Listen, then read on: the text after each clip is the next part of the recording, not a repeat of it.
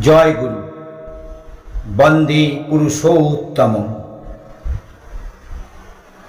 গুরু ব্রহ্মা গুরু বিষ্ণু গুরুদেব মহেশ্বর গুরুদেব পরম ব্রহ্ম তস্मै শ্রী গুরবে নমঃ।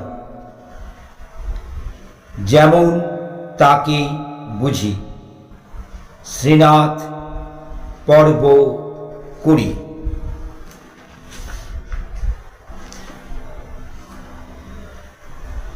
আমি জীবন ধারণের রুটি, যে আমার কাছে আসে তার আর ক্ষুধা থাকে না।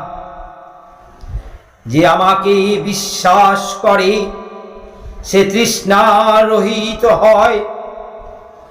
গ্যালিলি সাগর পারে সমবেত অনুগামীদের আত্মপরিচয় দিয়েছিলেন যিশু।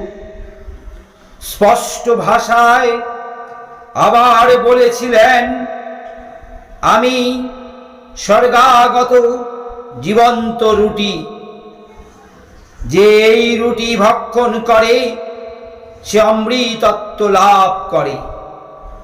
শুধু তাই নয়, বলেছিলেন, যতক্ষণ তোমরা এই মনুষ্যপুত্রের মাংস ভোজন না করছো এবং তার শোণিত পান না করছো, ততক্ষণ তোমাদের মধ্যে জীবন সঞ্চারিত হবে না।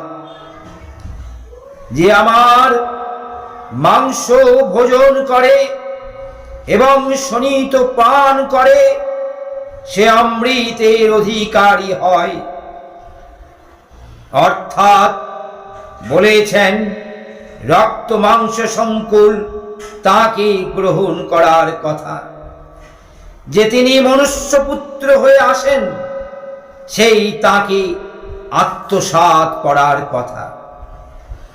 ভগবান শ্রীকৃষ্ণ যেমন ভক্ত উদ্দেশ্যে বলেছিলেন, আমাকে কেবল তত্ত্বজ্ঞানে ভজনা করলে হবে না, আমাকে বাসুদেব সর্বমিতি বোধেই ভজনা করতে হবে।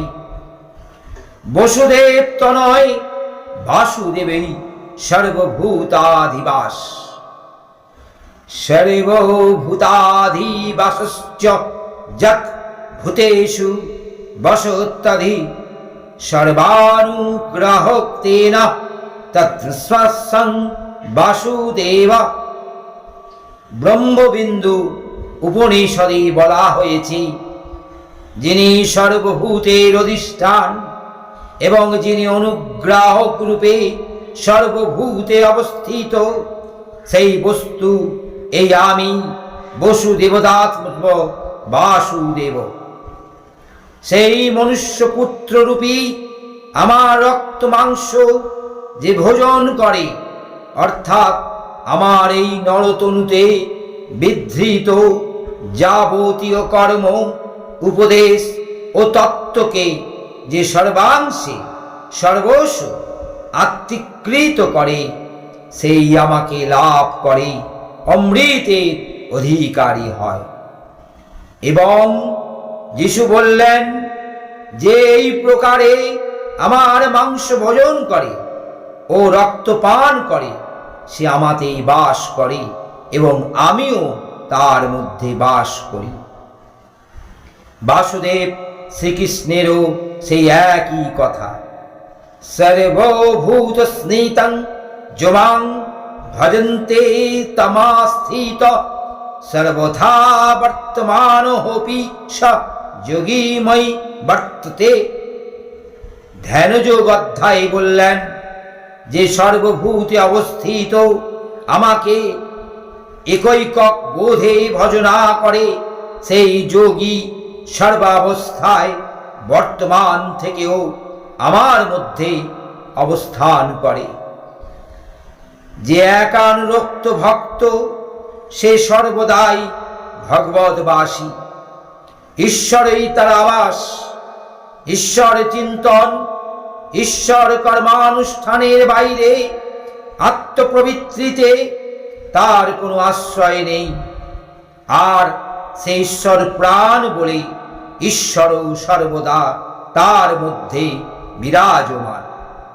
অর্থাৎ তার বাক, চিন্তা, আচরণ, তার সমগ্র জীবন জুড়ে ঈশ্বর অভিপ্রায়ের স্ফুরণ।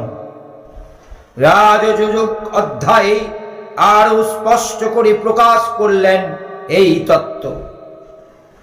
সমহং সর্বভূতেষু নমে দেশ্য হস্তি ন প্রিয়, যে ভজন্তি তুমাং ভক্তা ময়িতে তেষু চাপহম। আমি সর্বভূতে সমান, আমার প্রিয় বা প্রিয় বলে কিছু নেই, কিন্তু যারা আমাকে ভক্তির দ্বারা ভজন করে তারা আমাতে বাস করে এবং আমিও তাদের মধ্যে বাস করি। ঠাকুর বলেছেন, ইষ্টবাঞ্ছা পূরণের অনুশীলন করতে করতে মনের ভূমি বদলে যায়, তখন এই হৃদয় ঋষিকেশের আসন স্থাপিত হয়। মানুষ কি হয় তখন? ঈশ্বরের মানুষ। জীবনযাত্রায় যার ঈশ্বরে নিবেদিত, তার সবটাই ঈশ্বরময়, সবটাই শুভময়। অশুভ প্রবেশ করতে পারে এমন কোন রন্ধ্রপথই তখন থাকে না। তখন ঈশ্বর তার যোগক্ষেমের বাহক। ঠাকুর বলতেন, সবকিছু বৈজ্ঞানিক ভাবেই হয়। ঈশ্বরের বিধানই বিজ্ঞানের সূত্র। যে সূত্রকে মানে সে তার পরিণামকেও প্রাপ্ত হয়। জীবন্ত ঈশ্বর বিগ্রহের নির্দেশ ক্রমের চিন্তা, চলন, কর্ম, ব্যবহার ও অভিপ্রায়কে নিয়ন্ত্রিত ও নির্মিত করতে করতে তার স্নায়ুতন্ত্রের সারা প্রবাহই পাল্টে যায়। তার কর্মোদ্দীপনী ভাবনাই হয় আলাদা। তার জীবন পরিকল্পনাই বয়ে যায় অন্য খাতে। তার প্রাণ যে গান গায়, তার দেহকোষেও তার প্রতিধ্বনি ওঠে। ঈশ্বরের বিধানে ঈশ্বরের অফুরন্ত সম্পদ সে অর্জন করে নিজের শ্রমে এবং নিজের সাধনায়।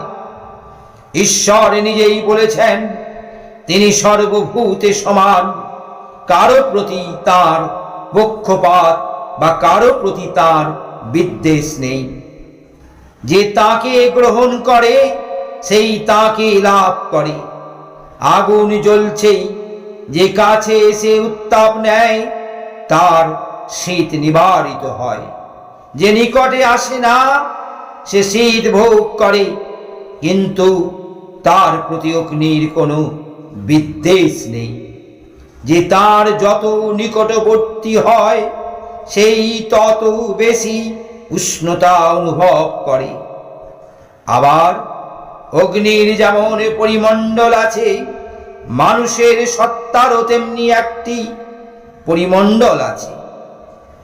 একটি মানুষ শুধু তার দেহবদ্ধ জীব নয়, তার কর্মের বিচ্ছুরণ আছে, তার ভাবনার বিকিরণ আছে। কর্ম করলে তার পরিণতি আছে, আর সে পরিণতি সর্বদা সে একাই ভোগ করে না।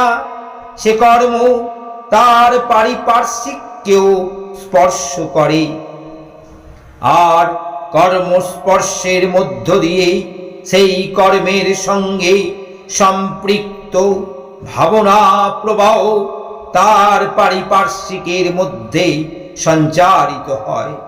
তাই দুষ্কর্ম অনুসারে দুষ্কর্মের পরিমণ্ডল এবং সৎকর্ম অনুসারে সৎকর্মের পরিমণ্ডল সৃষ্ট হয়। ঈশ্বরগ্রাহী ব্যক্তির ব্যক্তিত্ব থেকে স্ফুরিত হয় ঈশ্বর পন্থার দীপ্তি। তাই ভগবান যখন বলেন, কৌন্তেয় প্রতিজানিহি নামে ভক্ত প্রাণস্বতী। তখন এই বিজ্ঞান বিধি অনুসৃতি ফলই ঘোষিত হয়। ঋগ্বেদের ঋষিরেও এই সূত্রের সোচ্চার ঘোষণা শুনতে পেয়েছিলেন। ন হন্যতে ন জিহন্যতে তত্ত্বৌ নৈমমহং অশ্নৌ তান্তিত ন দুরাত। অর্থাৎ তুমি যাকে রক্ষা করো কেউ তাকে বিনষ্ট করতে বা পরাভূত করতে পারে না। পাপ বা অশুভ দূর বা নিকট থেকেও তাকে স্পর্শ করতে পারে না।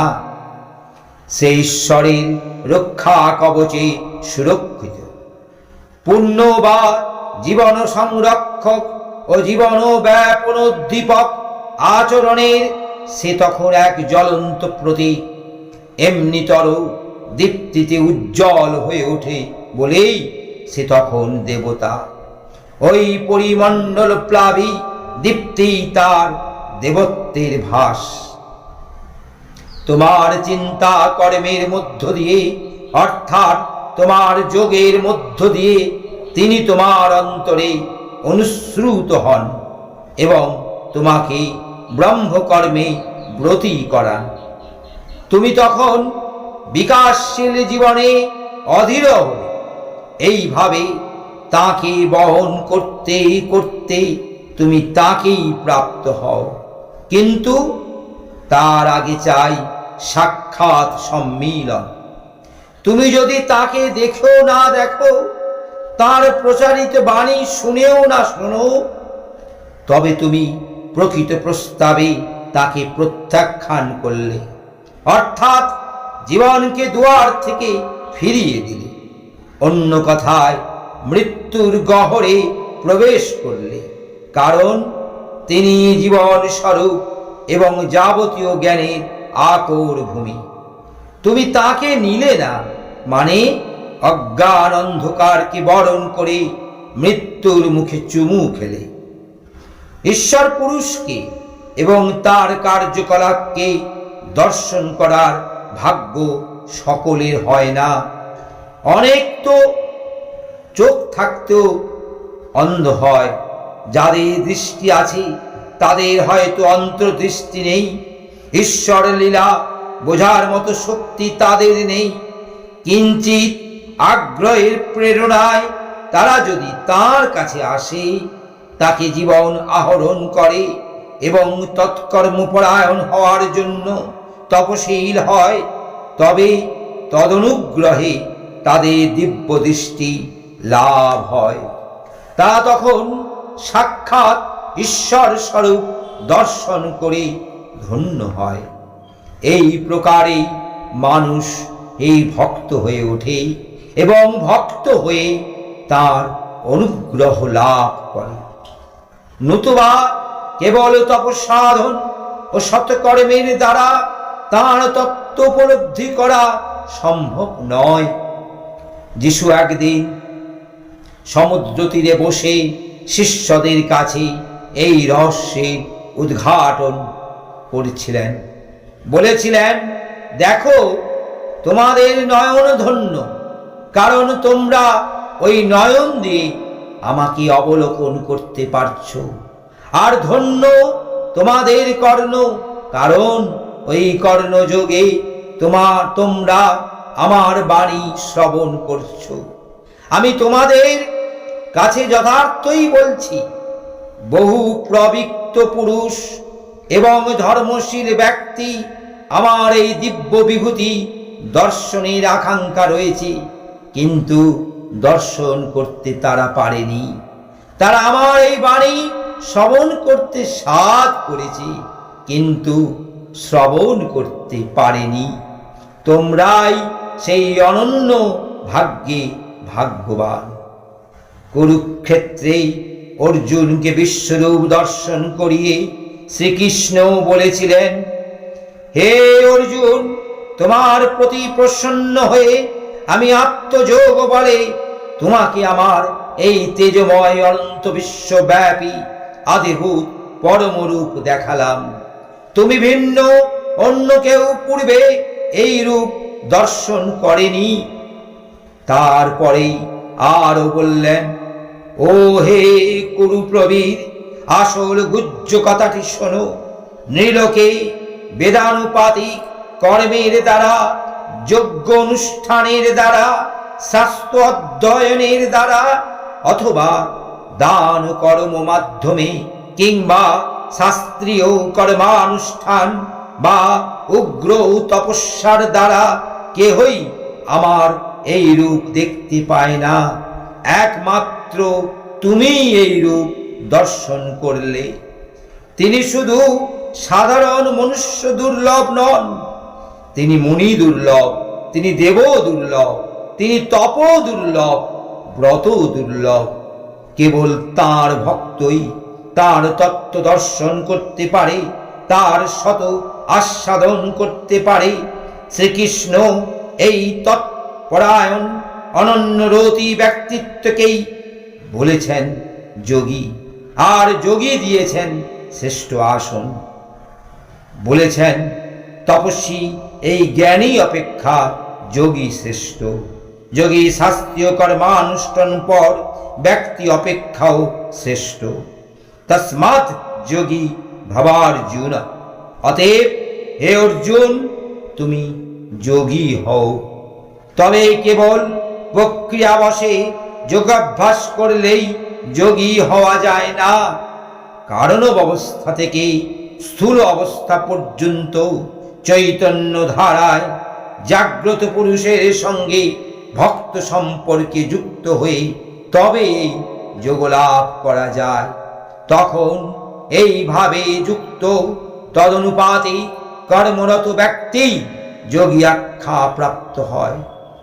এই যোগী ব্রহ্মচারী, ব্রহ্মময় পুরুষের অনুবর্তন করে যোগী সর্বদাই ব্রহ্মে বিচরণ করে। যত সে গুরুময় হয়, তত সে ব্রহ্মবেদ হয়, তত সে বিস্তৃত চৈতন্য হয়। জীবনের অভিপ্রায় সিদ্ধিতে তত সে ভাস্বর হয়, তত সে সাত্ত্বিক জ্ঞানের অধিকারী হয়। যে জ্ঞান দ্বারা ভিন্ন ভিন্ন সত্তায় বিভক্ত, সর্বভূতে অবিভাজ্য, অভিন্ন এবং অব্যয় ভাব বা কারণ তত্ত্বকে মানুষ দর্শন করতে পারে, সেই জ্ঞানকেই সাত্ত্বিক জ্ঞান বলে জানবে। শ্রীকৃষ্ণ বলেছেন, এই জ্ঞানের অধিকারী তার কাছে অত্যন্ত প্রিয়, আর এই জ্ঞান উৎপাদনের উৎস তার প্রতি ঐকান্তিক অনুরাগ, বিজ্ঞানেশ্বরের অনুভূতি, বিজ্ঞান জননী। তিনি পরম জ্ঞানের উদ্বোধক, ব্রহ্মজ্ঞানের পরিবেশক। তাই তিনি জীবন ও জয়ের উদাহরণ, সকল তত্ত্বের আদরণীয় আচার্য। তার বিজ্ঞান দেহ এবং তার বিজ্ঞান তত্ত্ব অভিন্ন। যখন তার দেহ থাকে না, তখন তিনি তত্ত্বরূপী। যেখানে তার তত্ত্বের অনুস্মৃতি, সেখানে তার আবির্ভাব, সেখানেই তার বিজ্ঞান বিগ্রহের স্থিতি। আগে বসুদেব সুত বাসুদেব, তারপর বাসুদেব তত্ত্ব। আগে তার ব্যক্তি জীবনের প্রতি আকর্ষণ, তারপর তার ভাবতত্ত্বের অনুধাবন। তাকে বাদ দিয়ে তার তত্ত্ব হয় না। যেমন অগ্নি বাদ দিয়ে দায়িকা শক্তি হয় না, কৃষ্ণকে বাদ দিয়ে গীতা হয় না। কৃষ্ণ প্রেম থেকেই গীতা প্রীতি। যত কৃষ্ণের প্রতি টান, তত গীতা অনুসরণ সহজ। যত ঠাকুরকে আপন করতে পারবে, তত তার বিজ্ঞানকে বুঝবে। তার সঙ্গে সংযুক্ত হলে যোগভূমি নির্মিত হলো। নিষ্ঠা নিয়ে যত তার নির্দেশ পালনে ঐকান্তিক হবে, তত তুমি যোগরাজ্যে উচ্চতর সোপানে উঠবে। আর জ্ঞানের আলোকে সব আলোকময় দেখবে। সেই জন্যে যে যোগী সেই জ্ঞানী, আর যে ভক্ত সেই যোগী। তুমি যোগী হও, জীবন যুক্ত হবার জন্যেই ব্যস্ত। জীবনের ধর্মই কিছুতেই আটকে পড়া। তুমি সতে না আটকালে অসতে আটকে পড়বে। জীবনের দিকে ধাবিত না হলে মৃত্যু তোমাকে লুফে নেবে। ঠাকুরের দেহ নেই, কিন্তু তার বিজ্ঞানময় জীবন রয়েছে।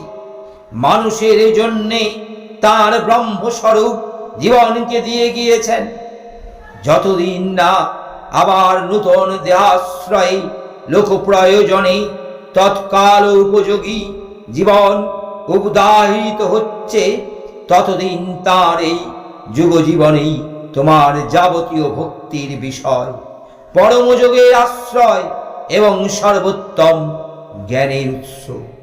কিন্তু কারো জীবনকে ভাবতে গেলে এবং সেই জীবন তত্ত্বকে বুঝতে গেলে সেই জীবনধারার দেহ বিগ্রহে চিত্র চিন্তনের আশ্রয় হিসাবে অপরিহার্য হয়ে পড়ে। সেই জন্যে যে দেহে তার এই জীবন লীলা অনুষ্ঠিত হয়েছে, সেই দেহ বিগ্রহই তোমার তদ্ভাবনার আশ্রয়। এই দেহকে কেন্দ্র করেই তার জীবন, আর এই দেহ ভূমিকে আশ্রয় করেই তোমার জীবন তত্ত্বের সাধনা। এ তত্ত্বের মূল সনাতন। কেবল যুগ বিবর্তনের প্রয়োজনে তত্ত্ববৃক্ষ নতুন শাখা প্রশাখায় সজ্জিত। সেই জন্যেই সর্বদা তার সর্বশেষ প্রকাশই তোমার ভজনী। যে যুগে তিনি পূর্ণ প্রকাশিত, সে যুগে তিনি সর্বশেষ কথা। যতদিন নূতন লোক সমস্যা দেখা না দিচ্ছে, কিংবা বলা যায় ততদিন তার উপহৃত জীবন থেকেই মানুষের সকল চাহিদার পূরণ হতে থাকবে। ততদিন জীবনের যুগ, ততদিন সেই জীবন বটের ছায়াতেই খুঁজে পাবে তোমার জীবন তপস্যার সিদ্ধি। এই জীবনকে ভজনা করাই তাকে গ্রহণ করা, তাকে আত্মসাৎ করা। যিশুর ভাষায় তার জীবনান্নকে ভোজন করা। তখন তিনি তোমার ভিতরে প্রবিষ্ট হলেন। তার বিজ্ঞান স্বরূপ তোমার তন্নিব্যতীত দেহেই লীলাময় হয়ে উঠল। এই ভূমিতে ভাগবত এবং ভগবান এক। তখন তুমি তত্ত্বের অনুধারণ। তখন তোমার জীবন দীপ্তিতে ইষ্টদীপ্তির আভাস। এইভাবেই ভক্ত হয়ে ওঠে ভব বিন্যাস, ভগবানের অধিবাস। তখন এই হরি তার মধ্যে এবং সেও হরির মধ্যে। ঈশ্বর পুরুষের জীবন্ত তোমারই জন্যে। তার যাবতীয় ঐশ্বর্য তোমার ভাণ্ডারকে সমৃদ্ধ করবার জন্য। তুমি যদি অঞ্জলি বিস্তার করে তা গ্রহণ না করো, তবে তেমনি দিনই রয়ে গেলে। তার অনেক থাকলে কি যদি তুমি না নাও? তার স্বরূপ তিনি উন্মুক্ত করেই রেখেছেন। কিন্তু তুমি যদি না দেখো, কিংবা দেখো যদি উপেক্ষা করো। কৌরব সভায় কৃষ্ণ এসেছেন ধৃতরাষ্ট্র ও দুর্যোধনকে বুঝিয়ে পাণ্ডবদের সঙ্গে একটা মীমাংসার চেষ্টা করতে। কিন্তু দুষ্টমতি দুর্যোধন সে কথা শুনবে কেন? বাপ মায়ের হিতবাক্য তাচ্ছিল্য দেখিয়ে সে গোপনে মন্ত্রণা করতে গেল শকুনি, কর্ণ, দুঃশাসন এবং জুরিদারদের সঙ্গে। ঠিক করল না, কৃষ্ণের কোনো কথায় রাজি হওয়া চলবে না, তাকে বরং বন্দী করতে হবে।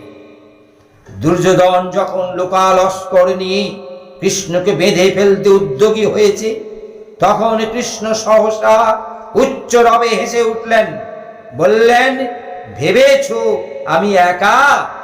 এই দেখো পাণ্ডবগণ, অন্ধগণ, বৃশ্চিং বংশের যাবতীয় বীরগণ আদিত্য রুদ্র বসুগণ মহর্ষিগণ সবাই এখানে আছেন। সঙ্গে সঙ্গে তাঁর ললাটে আবির্ভূত হলেন ব্রহ্মা, বক্ষে দেখা দিলেন রুদ্র, মুখে অগ্নি, বিভিন্ন অঙ্গ থেকে বেরিয়ে এলো যক্ষ, রক্ষ, গন্ধর্ব, ইন্দ্র এবং হলধারী বলরাম এবং অস্ত্রধারী পাণ্ডবগণ। ভীষ্ম, দ্রোণ, বিদুর, সঞ্জয় প্রভৃতি অপলকে কৃষ্ণের সেই পরম রূপ দর্শন করলেন এবং নিজেদের ধন্য মনে করলেন। কিন্তু দুর্যোধন সে ভাবলে এ জাদুকরের প্রতিবশ্যতা জ্ঞাপন করব কেন? কৃষ্ণ চলে গেলে সেই শকুনি পুত্র উলুকে পাঠালো পাণ্ডব শিবিরে, বলে দিল কৃষ্ণকে বলবে তার ইন্দ্রজাল বা মায়া দেখি দুর্যোধন ভয় পায়নি। সে কুহকী রূপ নেই যেন যুদ্ধক্ষেত্রে আমার সঙ্গে সাক্ষাৎ করে। কংসের ঘরের চাকরটা আজ যেন হঠাৎ বেড়ে উঠেছে। আর হ্যাঁ, বলবে দুর্যোধন এই সব কথা বলেছে। দুর্যোধন ছিল দুর্মতি, তাই সে চোখ থেকে অন্ধ, কান থেকেও কালা। পরম পুরুষের উপদেশ তার কাছে বিষের মতো প্রত্যাখ্যাত হয়েছে। মনে রাখবে, দুর্যোধনের ন্যায় যোদ্ধা কম ছিল। বিবিধ গুণ তার ব্যক্তিত্বকে অলঙ্কৃত করেছিল, কিন্তু পুরুষোত্তমের প্রতি অবিমিশ্র বিদ্বেষ তাকে কাল সাপের ন্যায় দংশন করেছিল। কৃষ্ণ এবং কৃষ্ণাশ্রিত প্রতিহিংসাই তার সৎ গুণাবলীকে গ্রাস করেছিল, তার পতনের গতিকে করেছিল ত্বরান্বিত। যে মহৎকে বিদ্বেষ করে সেই অহংকারী হয়, যে বিরাটকে বৈরী জ্ঞান করে সেই মূর্তিমান দম্ভ। এই অহংকার, এই আত্মম্ভরিতাই পতনের কারণ। দুর্যোধন শ্রেয় প্রীতির চর্চা করে শ্রেষ্ঠের প্রতি ভক্তি লাভ করতে পারেনি, তাই সে দম্ভকে দমন করতে পারেনি। দম্ভই তাকে দমিত করেছিল। সে নিরপেক্ষ অভক্ত নয়, সে ছিল সক্রিয়ভাবে ঈশ্বর বিদ্বেষী। দুর্যোধনকে বলা চলে একটি বিরাট দুর্ভেদ্য যুদ্ধ জাহাজ, যার তলায় ছিল একটি যত্নকৃত ছিদ্র। তাই যেমন আড়ম্বরের সে যুদ্ধ করেছিল, তেমনি আড়ম্বরে সে নিমজ্জিত হয়েছিল। তুমি শক্তিমান হও, কিন্তু দুর্যোধন হইও না। অর্জুন হও, জীবন স্বরূপের প্রতি অনুরক্ত হয়ে শৌর্যকে আরো গুণিত কর। শক্তির সঙ্গে ভক্তিকে মিলিত করে তাকে শোভাময় করে তোল, শুভঙ্কর করে তোলো তোমার বীর্যকে। তখন তুমি শুধু সুন্দর হলে না, তুমি সুস্থ হলে, স্বস্থ হলে, নরোত্তম হলে। অন্য কথায় জীবনার্থে অর্থান্বিত হলে, বৃদ্ধির স্বাদ পেলে, সত্যানন্দের সঙ্গে সাক্ষাৎ হলো। তুমি তো শুধু বেঁচে থাকো না, তুমি বর্ধিত হও, শুধু দেহে নয়, অন্তরের এবং উপলব্ধিতে। বেড়ে বেড়ে ছড়িয়ে পড়ো, নিজের পরিবেশের মধ্যে স্পর্শ করতে থাকো সমগ্র পৃথিবী।